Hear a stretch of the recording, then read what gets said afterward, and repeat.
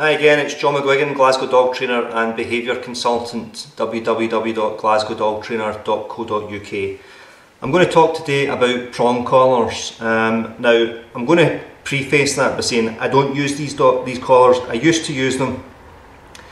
I don't use them anymore, and the reason for that is that I don't use pain, I don't use fear, or I don't use intimidation when I'm training dogs. I used them before because I didn't know any better. I was taught that you had to use them, or that it was the most effective way of training your dog, or one of the most effective ways your dog. Now, the reason I'm making this video is twofold. We need information about training tools like this. If trainers that don't use aversive training techniques, whether that's metal collars, electric collars, rattle cans, spray bottles, lumen and physical intimidation of your dog, if we don't use these techniques, we need to know how they work so that we can argue against them properly.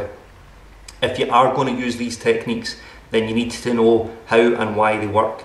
And the reason for that is so that we can be as humane as possible when we're using them. Now, I'm going to explain how the collar works, and then I'm going to explain why we shouldn't do it. So if any of you haven't seen a prong collar, this is what it looks like. Okay, and I'll bring it a little bit closer there. Okay, so it has a series of these links that link in together, alright, and this goes round the dog's neck. It comes off like this. There we go. It comes off like this, and what we do is this comes round here and we link it together. The lead, or the leash if you're in America, then attaches to this part here. Okay. And what happens is this goes round the dog's neck, and when we correct it like this, this part here gets tighter, and as this gets tighter here, the links pinch together. Another word for it's a pinch. Okay, so what happens is as you pull the collar tighter, or as the collar becomes tighter, these links pinch and they nip the skin in the back of the dog's neck. Alright, now the reason I'm explaining this properly, I'll show you these as well. Okay, see if you look at the prongs here, these are rounded, they're not sharp. Okay, now none of this is a justification for this collar at all. Okay, I don't like them, I don't use them anymore, I don't think they've got any place in modern dog training. But these are rounded, they're not sharp. Now, some complete barbarians will sharpen these. I've got no idea why you would ever want to sharpen this this prong. But now, I'm going to say as well that without getting into an argument about or a discussion about whether it's training, whether it's learning, or whether these things work, what I'm going to talk about is whether or not they affect behaviour. Okay, so if for the purposes of this video, if I say these work, that work word means that they affect behaviour. These absolutely do affect behaviour. You can look at lots of videos on YouTube showing people training with these collars, and I know they affect behaviour because I've trained dogs in the past using them. And again, I don't advocate their use now, I'm absolutely against their use. But I know that I taught my own dogs to walk on a loose lead using them, I taught them a recall, I taught them a sit stay and a down stay using them because I didn't know any better. Alright, so now they don't work by mimicking the bite of a mother. Okay, so that's, you'll hear some people saying they don't mimic that. Okay, this is a nip. Okay, if you think about it, a nip in the dog's neck, or if you nip your tricep, that's pretty painful, the skin behind your tricep. Okay, now because they are at least uncomfortable, okay, if we've got a scale from being really pleasant on this side to really aversive on this side, neutrals here, they're falling on this side towards the aversive side. They cause discomfort, annoyance or pain. If they didn't cause any of these three things, they wouldn't work.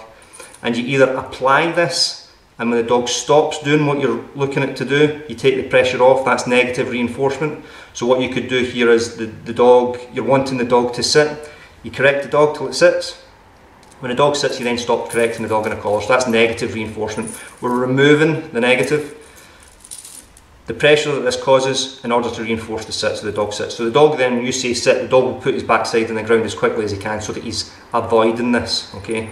The other way we can do this is by positive punishment, where we're adding something, the positive, to punish something else. So the dog's pulling in a lead, we correct the dog in a lead, and the dog then learns that in order to avoid that painful or uncomfortable or annoying correction, he doesn't pull in the lead, okay?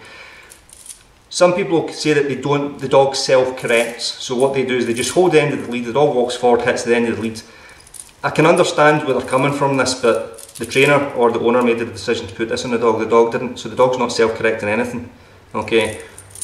We decided to put this on a dog, the dog didn't decide, okay, to put this on itself, okay? So that's how they work, okay? They work by an aversive stimulus, annoyance, discomfort or pain, okay? If they didn't work, didn't cause that, they wouldn't work. Now, I have yet to have any trainer that uses these that doesn't think they cause annoyance to come up with a reason how they don't cause annoyance, discomfort or pain. They just don't, okay? And you can see by itself, it doesn't exactly look like something you would put on, it looks like a medieval torture device. And I'm not saying it's a torture device, alright? I'm just saying that it's not something that's your dog's going to be overjoyed to put this on. I've also had people saying that their dog likes the prong collar, because when you bring the prong collar out, the dog races to the door because it knows it's going out. It doesn't like the prong collar, it likes the walk. The walk is the overjoying sensation or feeling that it gets from the walk is associated with this. So the joy that your dog gets from going out on a walk negates the pain from this. So your dog doesn't like the prong collar any more than it likes the leather or a nylon lead. It just associates this with a walk, okay? Now, this is for the force-free dog trainers or non-aversive dog trainers. We've all seen the photographs on the internet of the dog with the shaved neck and the prong marks are going in, okay? That's not what these are for, okay? Now, again, this isn't a justification for using them. That's not how the collar's supposed to work. The dog that was wearing that collar has either been wearing it for far too long or the collar's been too tight. We've also seen, if you watch Animal Cops Houston or New York, you'll have seen instances where flat collars have caused these same injuries because the collar gets put on a dog and the dog's too tight. Sorry, the collar's too tight on the dog, and the dog will then grow and the collar becomes embedded. So that argument, when you'll get people who are pro-prong collar, will say that you could get the same injuries from a flat collar. Yeah, you can, okay, but those injuries to the dog with that prong collar that you've seen in I'll try to find a photograph of it and I'll post it. Those injuries is when the collar's been used inappropriately. And again, I'm not saying that there's a good way to use these, because there's not a good way to use them, okay? So, if we understand how they work, we can then argue against them. And the reason I don't use these anymore is because I've found that training using food and play and the relationship you build with your dog gets the results, okay?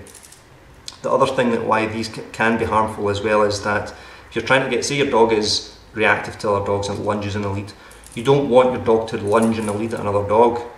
So what happens is you put a collar like this on your dog, and every time the dog lunges at another dog, you correct it. So what happens is you might get a change in the dog's behaviour, so the dog no longer lunges. But what happens there is that every time the dog sees another dog, he anticipates that you're going to correct him with this collar, and it makes him feel even worse about the dog than he did initially. So you might see a change in behaviour, but you don't see a change in the dog's feeling. So I've got stuffed dog here. I'm going to show you how this goes on, okay? And again, I'm not advocating the use of these, okay? So the collar goes around the dog's neck like this, and the links just pinch in together, okay? And what happens is it gets corrected like that, and as the collar becomes corrected, the dog moves forward, and this becomes tight, these links nip in together, okay? Now, if you are going to use these collars, okay, and I would ask you to reconsider using them, but if you are going to use them, don't correct your dog and then pet him, or don't correct and praise, which is the old way that we used to use collars like this. You'd correct the dog for lunging, and then you would pet the dog for immediately for not lunging. What then happens in that instance is that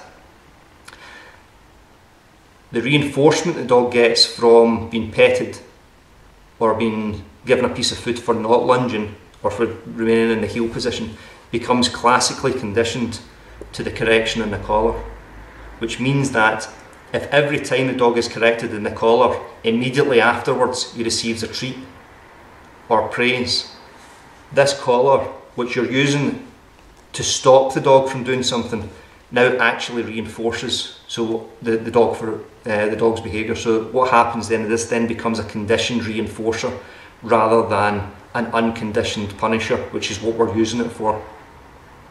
So if you're going to use these collars, only correct the dog and then ignore what happens afterwards. And they need to be distinct. They need to be distinct to the dog. What happens when the dog gets corrected and what happens immediately afterwards. You can wait 5 or 6 seconds and then reinforce the dog for what he's doing, but don't do it immediately after or within a 3 or 4 seconds, because this will then become classically conditioned to the reinforcer. I know there's a little bit of science involved in that, but the evidence backs that up, and I apologise if there's a little bit too much science. If you get any questions about this, constructive comments, please. Okay, I will engage in a discussion about this if you're interested.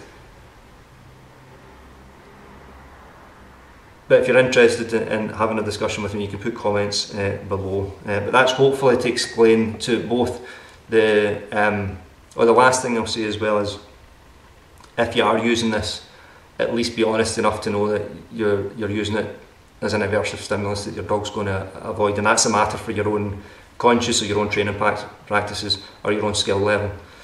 Alright, so I know this has been a little bit heavier than some of the other videos that I've done, but I think it needed to be said, and the same can apply to electric collars and choke collars as well. Alright, and so I hope you've enjoyed this, I hope it's been informative, and I'll see you again soon. Okay, thanks a lot.